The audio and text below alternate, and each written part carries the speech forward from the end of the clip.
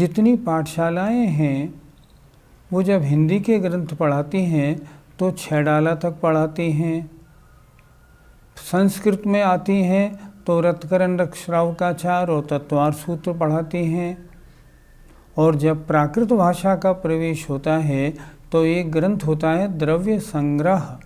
द्रव्य संग्रह पढ़ाया जाता है। द्रव्य संग्रह प्राकृत का ग्रंथ है।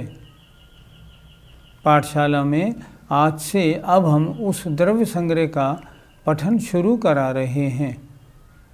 यद्यपि है प्राकृत भाषा का, लेकिन हम आपको बता दें संस्कृत से प्राकृत भाषा और भी इजी होती है, बहुत सरल, आपके समझ में बिल्कुल आसानी से आएगी, जरा भी घबराइएगा नहीं। और प्राकृत भाषा में प्रवेश तो आपको लेना ही पड़ेगा। क्यों लेना पड़ेगा? आचार्य कुंद महाराज का सारा साहित्य प्राकृत भाषा में है। इससे अगर आपने प्रवेश कर लिया तो फिर समय सार आदि जो भी आचार्य कुंद महाराज के ग्रंथ हैं उनमें आप प्रवेश बड़े आराम से कर जाएंगे। इसलिए आज से द्रव्य संग्रह ग्रंथ का हम प्रारंभ करते हैं। पहले मैं आपको इस ग्रंथ का थोड़ा इतिहास बता दूं। इस ग्रंथ का नाम वास्तव में है वृहद द्रव्य संग्रह। इसके रचयिता हैं श्री नेमिचंद्र सिद्धांति देव।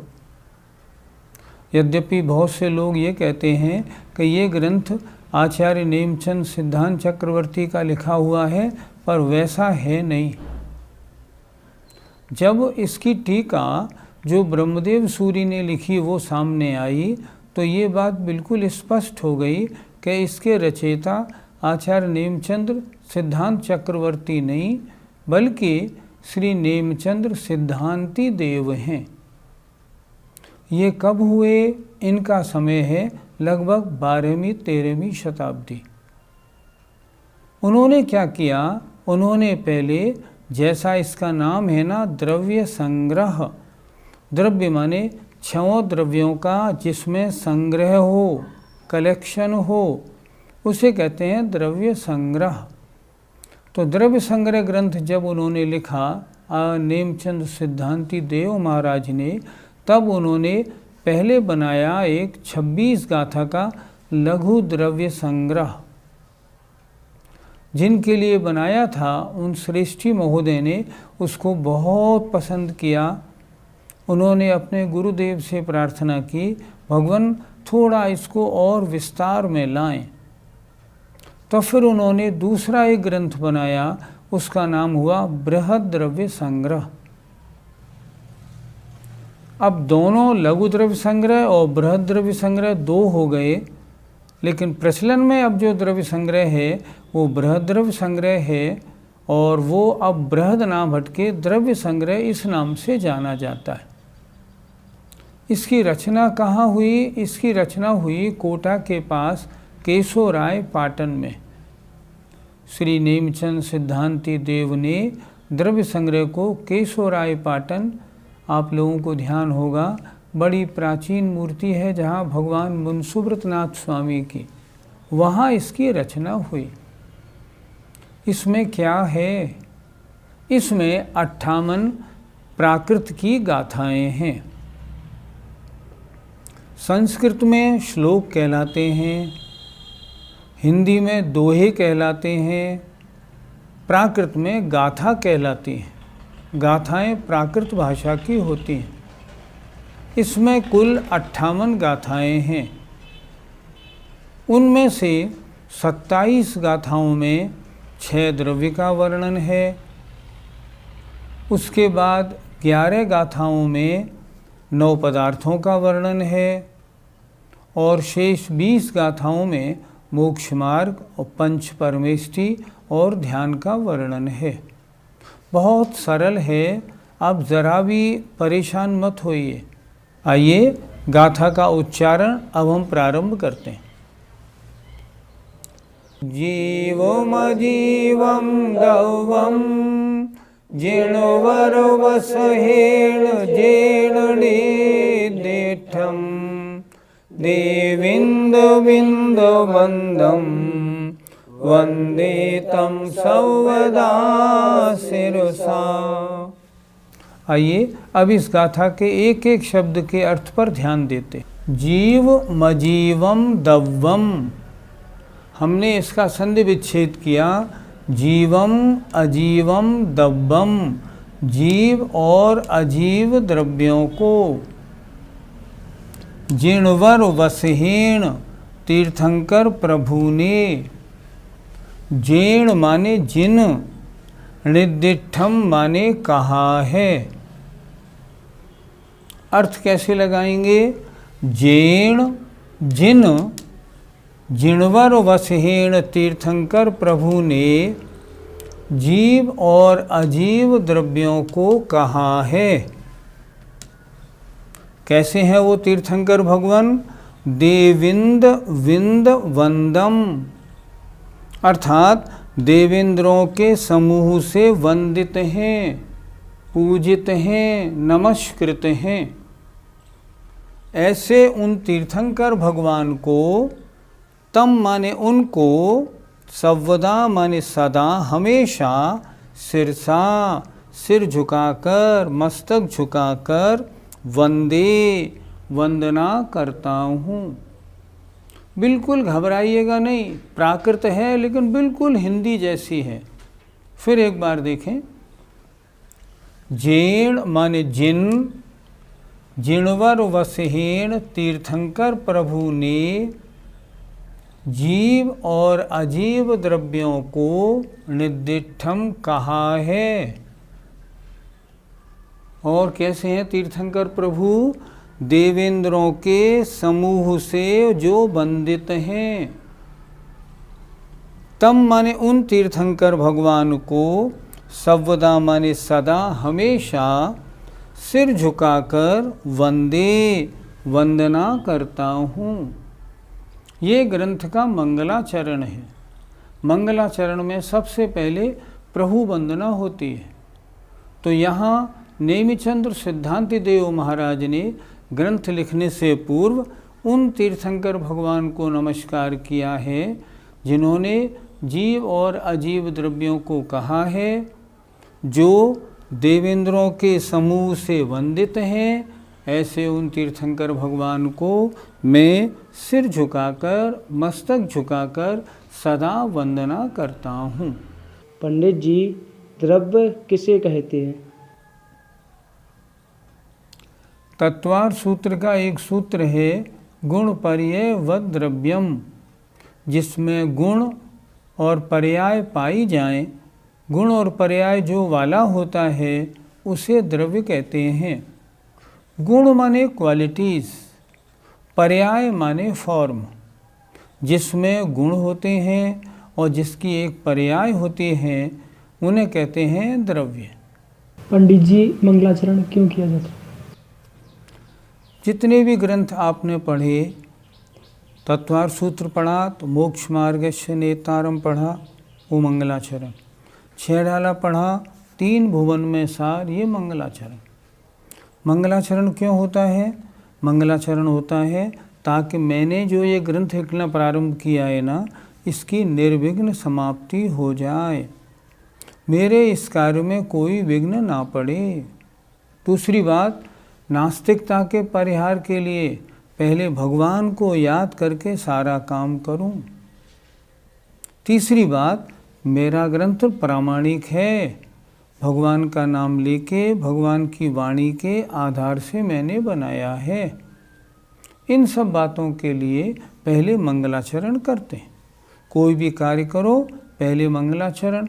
आप लोग सभाएं करते हो ना अपने छात्रावास में, तो पहले मंगलाचरण होता है, फिर सभा होती है, ताकि ये ग्रंथ की निर्विघ्न समाप्ति हो जाए, शिष्टाचार का पालन हो जाए, बड़ों के प्रति हमारी विनय हो जाए, इसलिए मंगलाचरण किया जाता है। पंडित जी, इंद्र कितने होते हैं? आपने प्रश्न ठीक किया। यहाँ एक शब्द आया था ना, देविंद विंद वंदम, देवेंद्रों के समूह से जो वंदित हैं। तो देवेंद्र कितने हुए?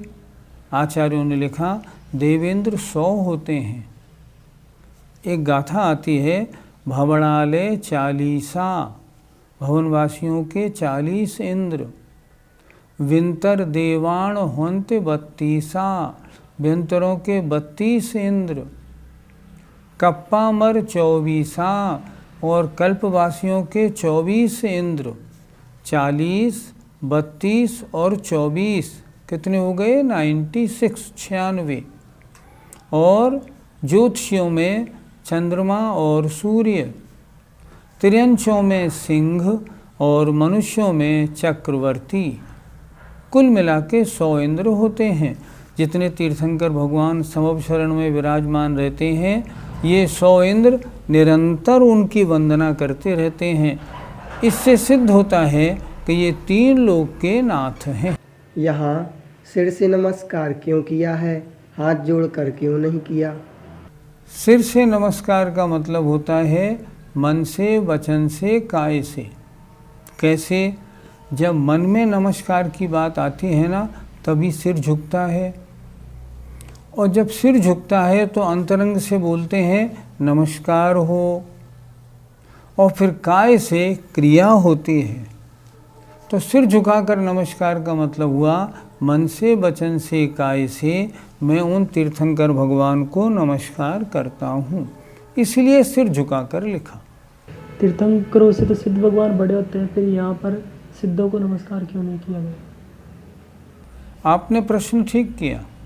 वास्तव में देखा जाए तो अरहंतों से सिद्ध भगवान बड़े होते हैं। अरहंतों के 4 घातिया कर्मों का नाश हुआ, सिद्ध भगवान ने तो 8 कर्मों का नाश कर लिया। बड़े कौन हुए? सिद्ध भगवान। लेकिन हमारा मतलब सबसे ज़्यादा सिद्ध किनसे होता है? हमें मोक्ष मार्ग किसने बताया? हम मंदिरों में किनकी पूजा करते हैं? अरहंत भगवान की। हमारा सबसे ज़्यादा मतलब अरहंतों से सिद्ध होता है। इसलिए हमने पहले नमोकार मंत्र में भी नमो अरिहंताणम फिर नमो सिद्धाणम लिया। पहले अरहंतों को नमस्कार, फिर सिद्धों को नमस्कार। इसीलिए यहाँ भी पहले अरहंतों को नमस्कार किया है, फिर सिद्धों को नमस्कार किया है। इस तरह ये पहली गाथा पूरी हुई। आपको कड़ी तो नहीं लगी ना? बिल्कुल सरल, बिल्कुल घबराइए मत। ये प्राकृत है, लेकिन प्राकृत हिंदी जैसी है। अर्थ क्या बना? अर्थ ये बना जेण, जिन, जिणभर वृषभेण तीर्थंकर भगवान ने जीवमजीवम दब्बम, जीव अजीव द्रव्यों को निर्दिष्टम कहा है। देविंद्र बिंदु बंदम, जो देवेंद्रों के समूह से बंदित हैं, तम माने उनको मैं सिर झुकाकर नमस्कार करता हूँ। इस तरह मंगलाचरण की गाथा पूरी हुई। अब ग्रंथ का प्रारंभ करते हैं। मंगलाचरण के बाद अब ग्रंथकार जीव अजीव द्रव्यों को बताएंगे। तो सबसे पहले जीव द्रव्य के बारे में अब बताएंगे कि मैं आपको जीव द्रव्य समझाता हूँ, और जीव द्रव्य को मैं 9 चैप्टर्स में समझाऊँगा, 9 अध्याय में 9 तरह से समझाऊँगा। अब वो 9 तरह कौन से हैं, ये आप अब ये दूसरी गाथा में बोलूँगा। इसमें सिर्फ 9 चैप्टर्स, 9 तरीके उन्होंने बताए हैं कि मैं 9 अध्याय में 9 तरह से जीव को समझाता हूँ।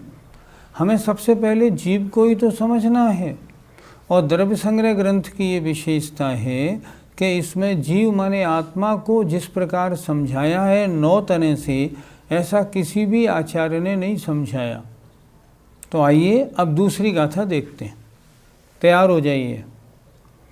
जीवो भोगमओ, जीवो भोगमओ, अमुत्तिकता सदेह परिमाणो, अमुत्तिकता सदेह परिमाणो, भूता संसारत्थो, भूता संसारत्थो, सिद्धो सो विश्व सो ढगई। आइए एक एक शब्द का अर्थ देखते हैं। जीव द्रव्य को समझते हैं। जीव द्रव्य को 9 तरह से समझना है। जीव द्रव्य कैसा है? जीवो, जो जीता है, अर्थात जीता था, जीता है, जीवेगा, जो कभी मरता नहीं, ऐसा जीवो। उब ओग मओ, जो उपयोगमयी है, अर्थात जानने देखने वाला है। तीसरा अमूर्ति, अमूर्तिक है, हमारी आँखों से देखने में नहीं आता। कत्ता, जो करने वाला है, कत्ता माने करता है। सदेह परिमाणो, अपने शरीर के बराबर है। जीव आत्मा कितना बड़ा है? शरीर के बराबर। भोक्ता, भोगने वाला है। किनका भोगने वाला है? ये स्वयं ग्रंथकार आगे बताएंगे। ये जो विशेषताएं, जिन जिन बातों को ग्रंथकार को बताना है, आगे ग्रंथकार ने हर एक के ऊपर एक एक 2-2 गाथाएं लिखी हैं, ताकि हर विषय समझ में आ जाए। भोक्ता, वो भोगने वाला है। भोगने वाला कौन होता है? जीव। संसारस्थो, संसार में स्थित है। संसार के बाहर जीव नहीं होता, चाहे संसारी हो या सिद्ध हो, सब हैं संसार में ही, संसार से बाहर नहीं होते। सिद्धो, जो सिद्ध है, अष्टकर्मों से रहित परम शुद्ध अवस्था को प्राप्त होता है। और सो माने वह जीव, और विश्व सो ढगई माने ऊर्ध्वगमन स्वभावी है। उसका स्वभाव क्या है? ऊर्ध्वगमन करना, ऊर्ध्वगमन स्वभावी है। जीव की 9 विशेषताओं को आगे ग्रंथकार स्वयं अलग अलग समझाएंगे कि अब ये 9 विशेषताएं बताई, मैं तुम्हें जीव द्रव्य समझाता हूँ और मैं जीव द्रव्य को 9 तरह से समझाऊँगा। कैसे समझाऊँगा? फिर देखें। जीवो, जो जीता है, कैसे जीता है, किन कारणों से जीता है, सब बताएंगे। उप ओग मओ, उपयोगमयी है, ज्ञान दर्शन वाला है। ज्ञाता दृष्टा है, हमारा आत्मा कैसा है? ज्ञाता दृष्टा, जानने देखने वाला है। तीसरा अमूर्ति, अमूर्तिक है, उसमें रूप रस गंध स्पर्श नहीं, इसलिए आत्मा देखने में नहीं आता। कर्ता, करने वाला है, अजीब करने वाला नहीं होता, करने वाला तो जीव ही होता है। अब क्या करता है जीव, ये खुद ग्रंथकार बताएंगे। सदेह परिमाणो, आत्मा कितना बड़ा है? जिस जीव को जो शरीर मिला, उस शरीर के बराबर आत्मा होता है। जैसे एग्जाम्पल, मक्खी का आत्मा मक्खी के बराबर, हाथी का हाथी के बराबर, और व्हेल मछली का व्हेल मछली के बराबर, स्वयंभू रमण के समुद्र का आत्मा उसके बराबर। आत्मा है एक सा, लेकिन फिर भी अपने शरीर के बराबर रहता है। और भोक्ता, सुख दुख आदि का भोगने वाला है। भोगने वाला कौन होता है? जीवी तो होता है। संसारस्थो, संसार में स्थित है, विभिन्न रूपों में है। 1 इंद्री में, 2 इंद्री में, 3 इंद्री में, पशु में, मनुष्य में, इन सब रूपों में होके संसार में स्थित होता है। और कैसा है? सिद्धो, वह स्वभाव से देखा जाए तो अष्टकर्मों से रहित सिद्धों जैसा है। और विश्व सो ढगई, जब तक कर्म मल से लगा हुआ है, जुड़ा हुआ है, तब तक संसार में है। और जैसे ही उनसे छूटता है, सीधा ऊपर जाता है, लोक के अग्रभाग में क्यों जाता है? क्योंकि ऊर्ध्वगमन स्वभावी है। संसार अवस्था में तो उसका स्वभाव ऊर्ध्वगमन का नहीं रहता, इसलिए जहाँ जाना होता है वहाँ जाता है। लेकिन जैसे ही अष्टकर्मों से रहित होता है सीधा ऊर्ध्वगमन करता है, क्योंकि ऊर्ध्वगमन स्वभावी है।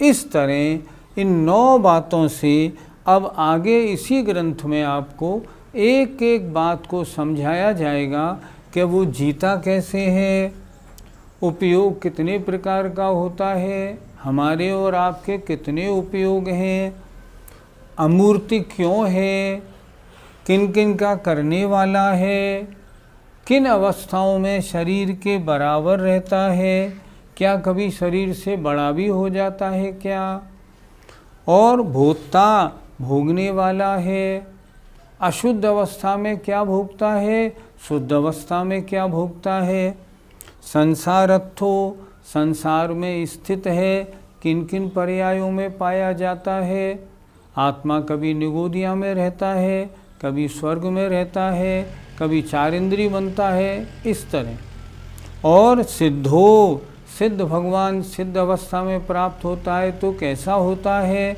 और स्वभाव से ऊर्ध्वगमन करने वाला होता है। द्रव्य संग्रह ग्रंथ की ये विशेषता है कि इसी ग्रंथ में इतने 9 प्रकारों से जीव को समझाने की कोशिश की गई है। हमें समझना क्या है? हमें सिर्फ जीव द्रव्य को ही तो समझना है। मैं क्या हूँ? मैं जीव हूँ, आत्मा हूँ। आत्मा हूँ तो कैसा हूँ? इन 9 विशेषता वाला हूँ। ये इस ग्रंथ की विशेषता है।